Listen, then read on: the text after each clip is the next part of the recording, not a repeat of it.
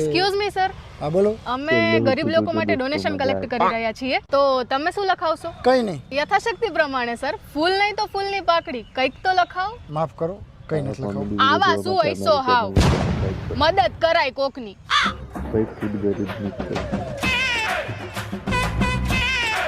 કેટલાક છો આવા? બોલ તારું નામ. દેવ રાવલ. Mobile number? ક્યાં છે મોબાઈલ? મોબાઈલ જ નથી. મોબાઈલ નંબર ક્યાંથી આપું? એડ્રેસ બોલ, તારું એડ્રેસ બોલ. બસ સ્ટેશન, રેલવે સ્ટેશન, ગીધાભાઈ ચાની કીટલી, સતીશભાઈ ઘંટી.